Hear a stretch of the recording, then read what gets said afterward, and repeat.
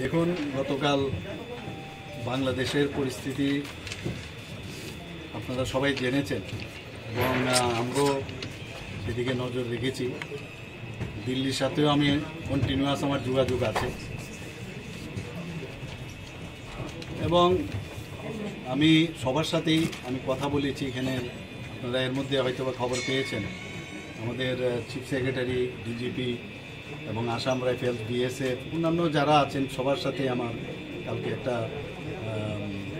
ওনাদের সাথে কথাবার্তা হয়েছে যাতে নজরদারি রাখা হয় এবং আমরা নজর রাখছি।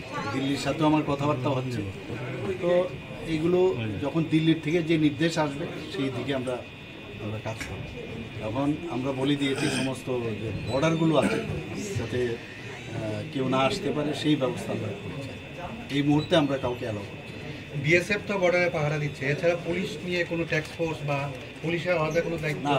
তো আমি বললাম তো, ডিজিপি সাহেবের সাথে কথা হয়েছে, তো ইন্টেলিজেন্ট ডিজিপি ওনার সাথেও কথা হয়েছে, বলা হয়েছে যে কোঅর্ডিনেশন করার জন্য। এই যে আমি 5-6টা ডিপার্টমেন্টের কথা আমি বললাম, ওনারা সবাই একজন আরেকজনের সাথে যাতে কোঅর্ডিনেশন করে, কোথাও কী সমস্যা বা কোনো যদি বর্ডার এরিয়াতে কোনো প্রবলেম হয় একজন আরেকজনের সাথে যাতে কোঅর্ডিনেশন করে।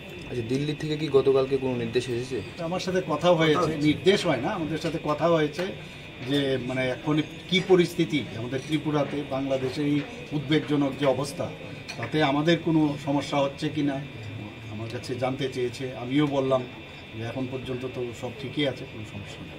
স্যার, বাংলাদেশে কিছু হিন্দুদের বাড়িতে আগুন দেওয়া হচ্ছে, মন্দির, এই বিষয় নিয়ে আপনার কি বলেন? না, এগুলো তো হওয়া বাঞ্ছনীয় না। আমরা তো এগুলো কোনো অবস্থায় আমরা এগুলোকে ভালোভাবে নিই না।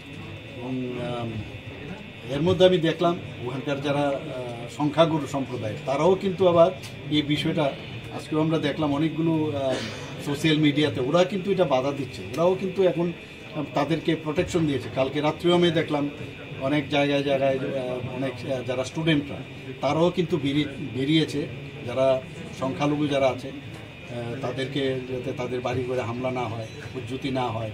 মন্দিরেও দেখছি আমি অনেক জায়গার মধ্যে তারা মন্দিরের চারিদিকে ওরা পাহারা দিচ্ছে। তো এটা একটা গুড সাইন, এটা হলে ভালো। তো এই ধরনের একটা উত্তেজনা অবস্থা তো আছে বাংলাদেশে, তো আমাদের নজরদারি আছে।